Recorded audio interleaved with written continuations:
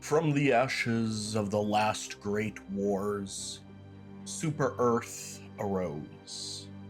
Even as the land was scarred and battered, whole regions reduced to barren, inhospitable wastelands, and the borders of old wiped away, mankind found itself, for the first time in its history, united, not only beneath a common banner, but also with a love of liberty burned into their heart and soul. Even in those early days when the first Super Earth flags flew above, there were those who threatened to tear down this new order, to return man to his petty tribalism. It was only through the tireless dedication of the Super Earth Legion that mankind endured, that the traitors were crushed, and that stability and security were brought to every corner of the globe. And with this stability, the Federation grew.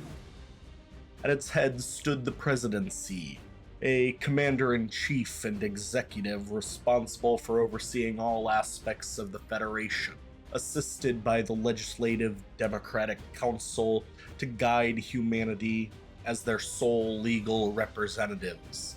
And beneath this executive and legislative branch stood a number of ministries, each guiding the progress of Super Earth, and each a fundamental pillar upon which the principles of their new system of governance rested.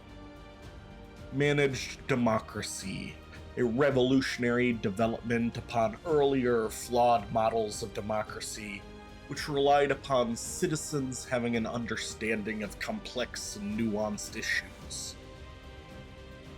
A system derived from traditional Earth values of prosperity, liberty, and democracy, built around algorithmic software that would use simple questions to ascertain the individual's will, capturing this sentiment, allocating the appropriate votes to ensure that the public sentiment, that their voice and feelings were used to shape policies. Across the planet, every citizen is equal before the law and their peers. To ensure such equality, a grading system has been introduced to evaluate just how equal each citizen is. Through their labor, their works, their contributions, and their patriotic duties, the most equal among them tend to be rewarded for their service. Such a system ensures that citizens enjoy the highest standards of living and the greatest freedoms. Such freedom stands near and dear to every citizen's heart, must be fiercely protected, monitored for transgressions through a collective effort of state agencies, social institutions, and free citizens, each working tirelessly to ensure that the freedom of speech is enshrined and observed in every conversation, unblemished by hate or harmful sentiments. Their actions justified by the frequent arrest of subversive elements that threaten the peace of the Federation. By the 2030s, Super Earth had not only been restored, but built stronger and better through the labor of her citizens, and she reached for the stars, establishing innumerable colonies, each a beacon of progress, a torch of liberty, a light amidst the endless darkness. Perhaps it was inevitable that they would make contact with alien life forms. And while these early contacts proved peaceful and mutually beneficial, it was only a matter of time before Super Earth learned of the dangers that encircled their holdings. To protect this vast domain, the military of Super Earth was divided into several departments, each collectively overseen by High Command and ultimately under the auspices of the President. The vast majority of all serving citizens served within the Super Earth Army, a force responsible for maintaining the security of Super Earth and every colony, building a network of positions, aerial denial emplacements, ICBM sites, and fixed batteries.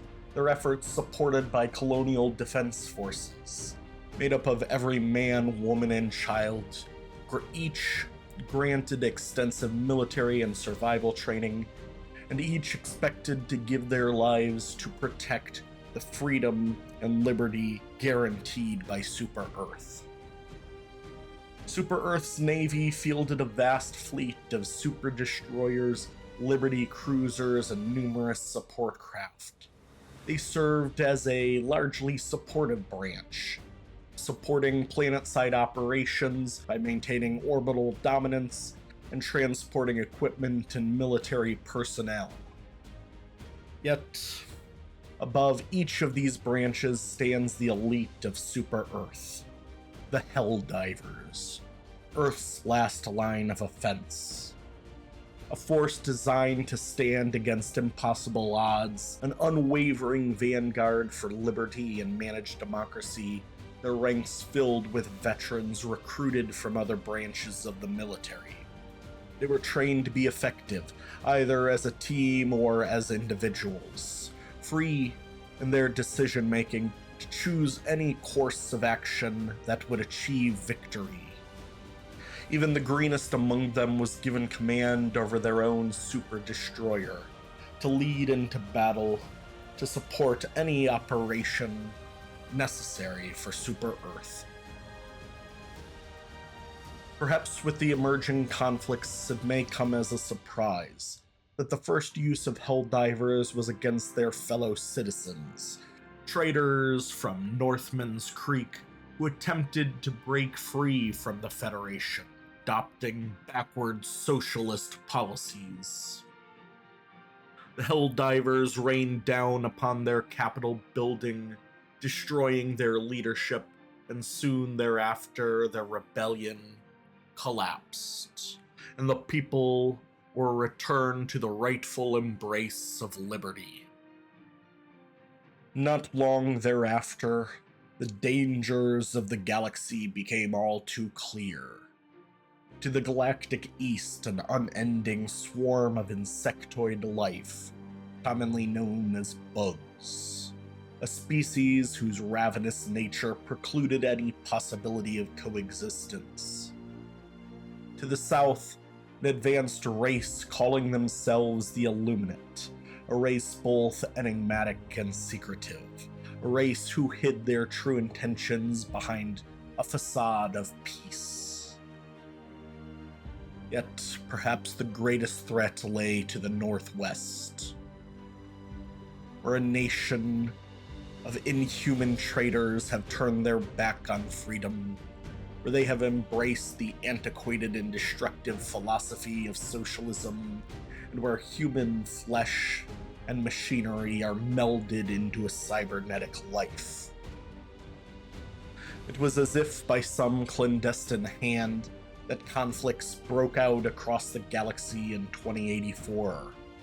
Super Earth called forth its martial resources to once more defend liberty and to turn back the insectoid horde who had long threatened all galactic life, to seek justice for those thousands killed by the cyborgs. And to the horror of all freedom-loving people, it was discovered that those supposedly peaceful Illuminates who had acted so kindly had secretly developed planet-killing weaponry. Such was the threat of this weaponry that Super Earth was obligated to intervene in the name of galactic peace.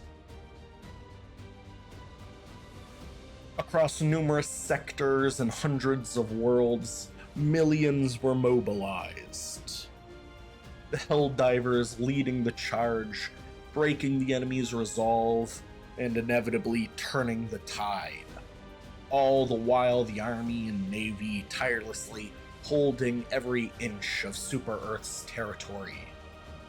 This war revealed that even in the heart of liberty, traitors rested, alien sympathizers, cyborg secessionists, and other anti-social subversives who might have gone undetected if not for the devotion of free citizens working hand in hand with the Ministry of Unity.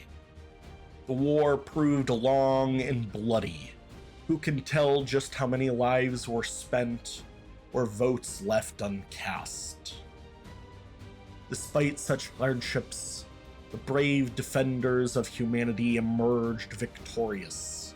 The indomitable Helldivers rained down upon enemy worlds.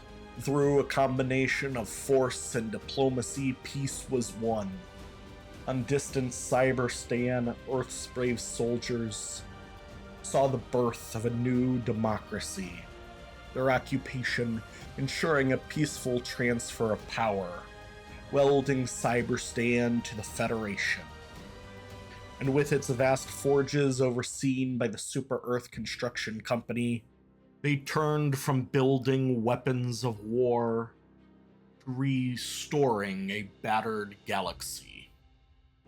The Illuminate were cast into darkness, compelled to renounce force forevermore, and to transfer all research and technologies that could be used to produce weapons to their Super Earth peers. And in a move of moral compassion, the bugs were spared extermination. Corralled onto select worlds where their unique biology would be allowed to thrive under controlled conditions, where their secretions of element 710 might be harnessed for the good of all citizens.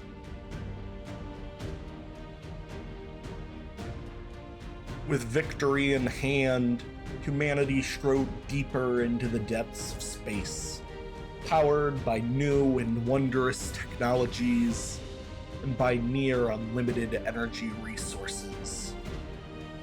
These new steps, the first in a great democratization, ensures an abiding peace. With the dawn of the first centennial of the Great War, conflict brewed once more. Across the eastern reaches, the Terminids, genetically modified descendants of the bugs, breached containment, their swarms growing once more, threatening to swallow Super Earth. To the west, automatons of a unique design never before seen attacked without provocation, spreading death and destruction to every world they visit. In the face of these setbacks, Super Earth's brave defenders have fought each and every day. Countless tales of heroics travel across the frontier, from the ghost of Malevolent Creek to the heroics of legendary Skull Admirals, their bloody sacrifices blunting the enemy's advance and allowing Super Earth the space and time to launch major offensives of her own. In this reprieve, the Corps of Engineers constructed vast spires to unleash an experimental termicide, effectively containing the Terminid threat to a handful of sectors. And with this front contained, Super Earth shifted its efforts against the Automaton threat. Such a concentration of starships and personnel has rarely before been seen, and in their grand offensive, the Automaton position was destroyed, and the Automatons reduced as an effective fighting force. Yet such a reprieve was short-lived, for not long after those positions were overrun, a vast automaton force arrived, launching a grand offensive of their own, something they called the Reconquest, securing Cyberstan and much of the galactic northwest. To compound such a defeat, the termicide proved ineffectual, and a new swarm, mutated by its presence, emerged and threatened once more to overwhelm the East. All the while, military intelligence has become more and more concerned about the silence in the South. Concerns that even now the Illuminate may be developing some new weapon to destroy Super Earth. Across the breadth and width of the Federation, humanity stands once more ready to fight for their ideals. Super Earth's vast fleets spread across an expanding battlefront. Their Helldivers dropping behind enemy lines, and their scientists working around the clock to find new means and methods to curtail the threats posed against the free. And each and every citizen stands ready to do their part, each continuing the fight in their own way and certain in their heart that together they will win.